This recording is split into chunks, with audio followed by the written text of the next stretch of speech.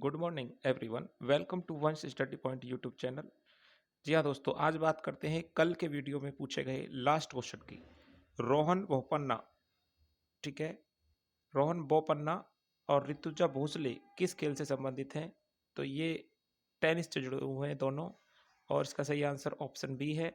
ये दोनों की मिश्रित युगल जोड़ी ने गोल्ड मेडल जीता है, ठीक है, इसलिए ये चर्चा में थे, आपसे क्वेश्चन पूछा जा सकता था। आइए आज शुरू करते हैं पहला क्वेश्चन, जो बहुत ही मोस्ट इम्पोर्टेंट है।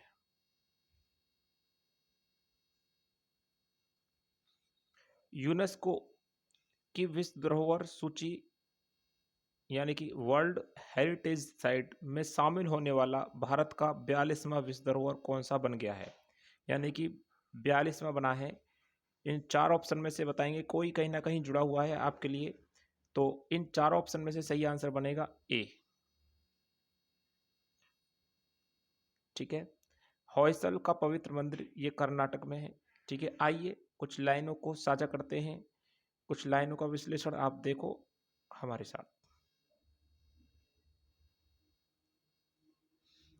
सितंबर 2023 में सऊदी अरब में आयोजित विश्व धरोहर समिति के 45वां सत्र, ध्यान दें, सितंबर 2023 में जो विश्व धरोहर समिति का 45वां सत्र आयोजित हुआ, जिसमें शांति निकेतन को यूनेस्को की विश्व धरोहर स्थल सूची में शामिल करने का निर्णय लिया गया, ठीक है। और ये 41वां था। शांति निकेतन कौन सा नंबर है? मैंने यहाँ पर लिखा है यूनेस्को की विश्व धरोहर में शामिल शांति निकेतन शामिल होने वाला 41वां धरोहर है, ठीक है।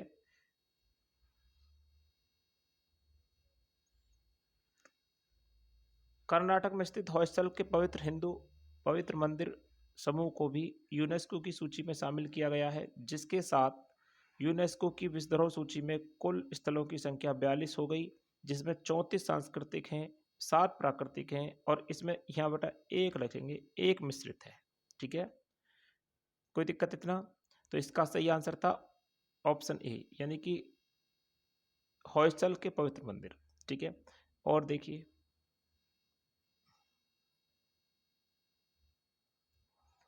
भारत के टोटल 42 हुए, लेकिन विश्व की बात करें तो विश्व में यूनेस्को के कुल वर्तमान में 1199 स्थल शामिल हैं, जिसमें से इटली के सबसे अधिक हैं। ये सितंबर 2023 तक की रिपोर्ट के अनुसार है, यानी सितंबर 2023 तक अगर 1199 वर्ल्ड हेरिटेज साइट की संख्या टोटल हो गई है 1199, ठीक है। 1863 ईस्वी में शांति निकेतन की शुरुआत रविंद्रनाथ टैगोर के पिता देवेंद्रनाथ टैगोर ने एक आश्रम के तौर पर की थी। रविंद्रनाथ टैगोर ने 1900 में विश्व भारती की स्थापना की। ये एसएससी एमटीएस में पूछा गया क्वेश्चन है, ठीक है। और एक सीएचएसएल, ये दो पेपरों में लगातार पूछा गया। विश्व भारती की स्थापना कब की गई और किसके द्वारा की गई? तो 1921 में रविंद्रनाथ टैगोर के द्वारा, ठीक है। रामबा मंदिर काकतीय रुद्रेश्वर मंदिर 39वां विश्व धरोहर स्थल था जो तेलंगाना में स्थित है, यानी कि ऑप्शन डी में ये लिखा गया था। गुजरात का धौलावीरा 40वां विश्व धरोहर स्थल बन गया, ठीक है, जो ऑप्शन सी में था। तो आपको 39, 40, 41, 42 ये चारों मैंने ऑप्शनों के साथ बता दिए, इन्हें याद रखें। नेक्स्ट, रविन्द्रनाथ टैगोर से जुड़ी हुई कुछ महत्वपूर्ण बातें। रविन्द्रनाथ टैगोर को जॉर्ज पंचम द्वारा नाइटहुड की उपाधि प्रदान की गई, जिसे जलियांवाला बाग हत्याकांड के बाद रविन्द्रनाथ टैगोर ने वापस कर दिया था, ठीक है। एकला चलो रे गाने के लिए रविन्द्रनाथ टैगोर को याद किया जाता है।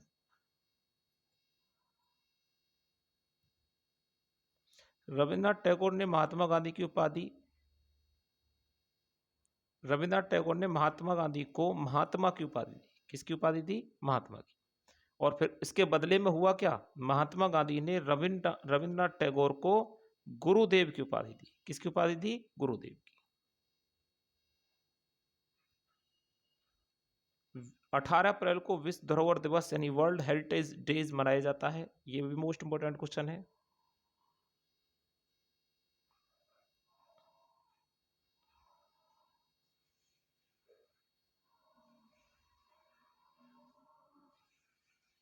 यूनेस्को की फुल फॉर्म आप यहां से देख सकते हैं, United Nation educational scientific and culture organisation.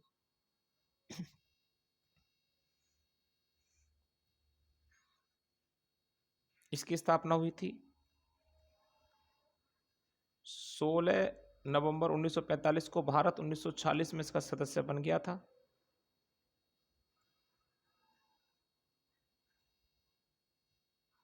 UNESCO का मुख्यालय फ्रांस पेरिस में स्थित है। आपको एक बात और बता दें, 1913 में रविन्द्रनाथ टैगोर को साहित्य का नोबेल पुरस्कार मिला गीतांजलि के लिए, और रविन्द्रनाथ टैगोर ने ही भारत के राष्ट्रगान और बांग्लादेश के राष्ट्रगान की रचना की। ठीक है,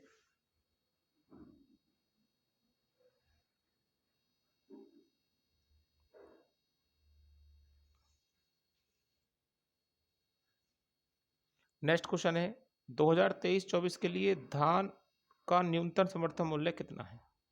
धान के लिए 2023-24 में जो सरकारी रेट है वो कितना है? तो वो सही आंसर है आपका 2183 रुपये। ऑप्शन बी सही है। वर्तमान में धान का मूल्य 2023-24 के लिए 2183 रुपये प्रति क्विंटल निश्चित है। नेक्स्ट क्वेश्चन है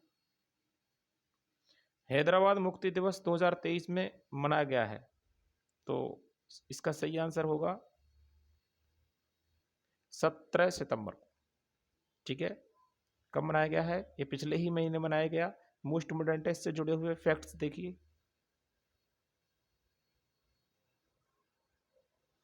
17 सितंबर 1948 को हैदराबाद निजाम के शासन से आज़ाद हुआ, जिसके लिए ऑपरेशन पोलो चलाया गया था। कौन सा ऑपरेशन चला था? पोलो। और ये ऑपरेशन पोलो किसने चलाया था? गृह मंत्री सरदार वल्लभ भाई पटेल ने। आपको बता दें कि महाराष्ट्र और कर्नाटक राज्य भी अपना आधिकारिक तौर पर 17 सितंबर को ही मुक्ति दिवस मनाते हैं। हैदराबाद में स्थित है गोलकुंडा। ठीक है, और कुली कुतुब शाह ने इसको बनवाया था 1518 में। कुछ महत्वपूर्ण दिवस हैं, आप इनको नोट कर लीजिए। 1 अक्टूबर को वृद्ध व्यक्तियों का अंतर्राष्ट्रीय दिवस आपने मना लिया था। 1 अक्टूबर को ही अंतर्राष्ट्रीय कॉफी दिवस मनाया था आपने। 1 अक्टूबर को विश्व शाकाहारी दिवस मनाया। 2 अक्टूबर को गांधी जयंती, अंतर्राष्ट्रीय अहिंसा दिवस मनाया था।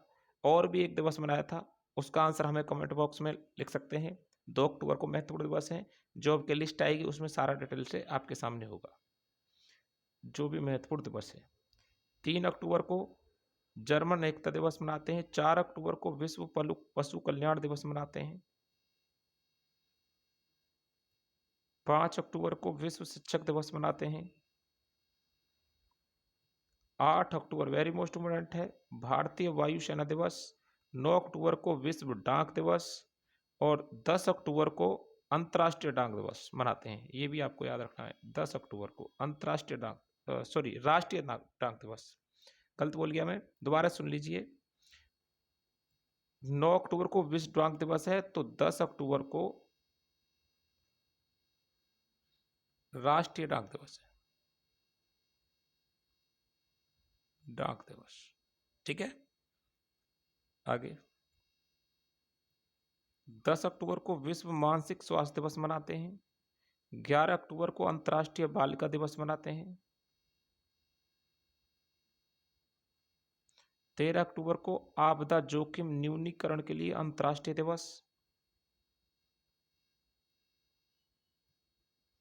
14 अक्टूबर को विश्व मानक दिवस। 15 अक्टूबर को विश्व हाथ धुलाई दिवस। 15 अक्टूबर को और भी दिवस हैं, मैंने आपको एक एक करके बता रहा हूं।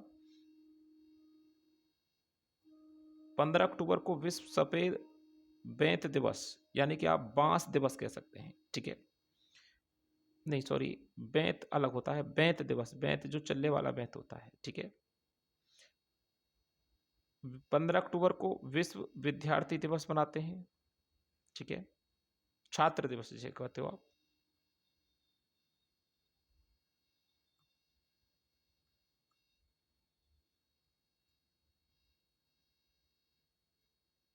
16 अक्टूबर को विश्व खाद्य दिवस मनाते हैं। 16 अक्टूबर को विश्व रीढ़ दिवस मनाया जाता है।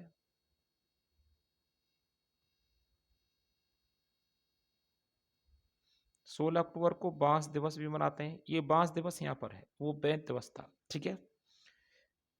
16 अक्टूबर को विश्व एनेस्थीसिया दिवस मनाते हैं। 17 अक्टूबर को उन्मूलन के लिए अंतर्राष्ट्रीय दिवस है।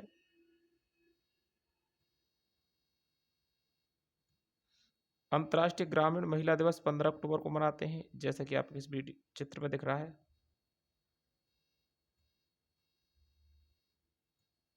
विश्व छात्र दिवस 15 अक्टूबर को ही मनाया जाता है, वर्ल्ड स्टूडेंट्स डे।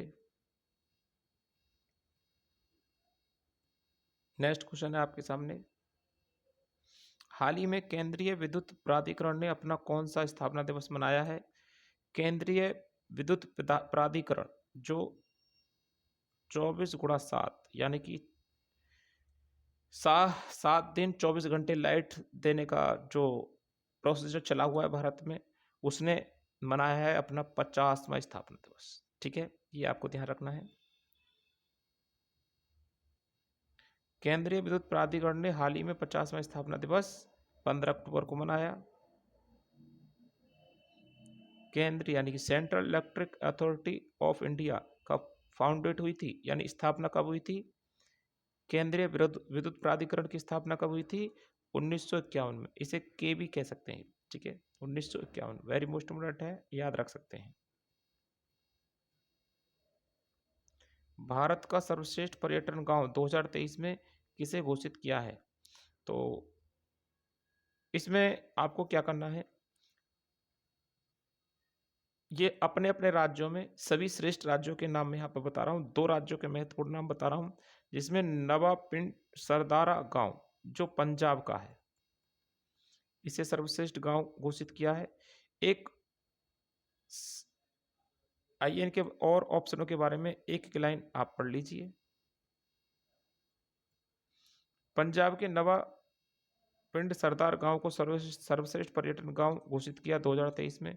असम के विश्वनाथ घाट को 2023 में भारत के सर्वश्रेष्ठ गांव पर्यटन के रूप में चुना गया है, ठीक है। आपको समझ में आ रही हैं सारी बातें? ठीक है, पढ़ लीजिए। वैसे लिखा मैंने अच्छा है, इसमें पढ़ भी सकते हैं, आवाज अगर आपको दिक्कत कर रही है कोई। नेक्स्ट क्वेश्चन है, भारत से बाहर हाल ही में भीमराव अंबेडकर की सबसे ऊंची प्रतिमा किस देश में बनाई गई है? तो अमेरिका में बनाई गई, ठीक है। और आपको पता है अक्टूबर माह को अमेरिका ने विश्व हिंदू माह घोषित किया था, ठीक है।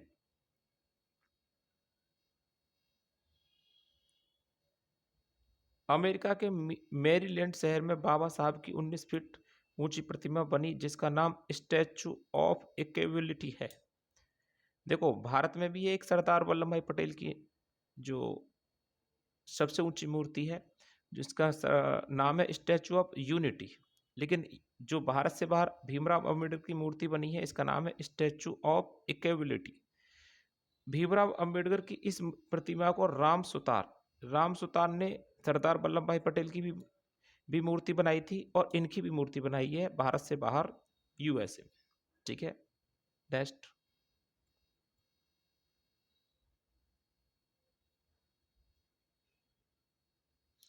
हाल ही में न्यूजीलैंड के प्रधानमंत्री कौन बने? एक लाइन का क्वेश्चन है, क्रिस्टोफर लक्सन।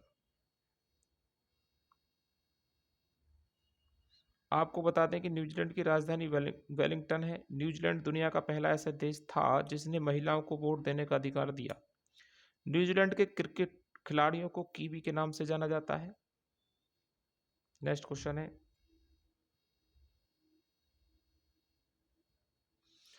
फिजिक्स यानी भौतिक विज्ञान का नोबेल पुरस्कार 2023 में किसे देने की घोषणा की गई है? तो पियरे एक्सो Agostini, Ferenc Krausz, Anne L Huillier. तो ये तीनों को मिलेगा, यानी कि इसका सही आंसर बनेगा ऑप्शन चौथा। ठीक है, 2023 में मिलने वाला है इन तीनों को। अब आपको पढ़ना है 2022 में किस किस को मिला था। आपको बता दें कि 2022 का भौतिक का नोबेल पुरस्कार जॉन एफ क्लाउजर, एन एल एस्पेक्ट और एंटोन जिलिंगर को मिला था। नेक्स्ट क्वेश्चन,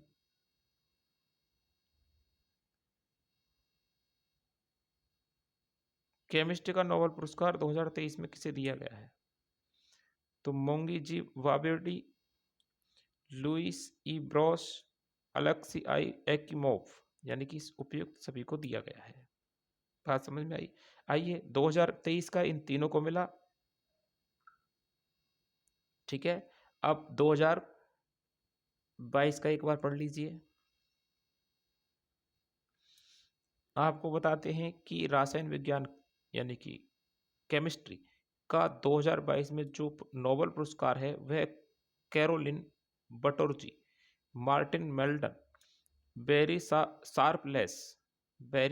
शार्पलेस को दिया गया है। ठीक है,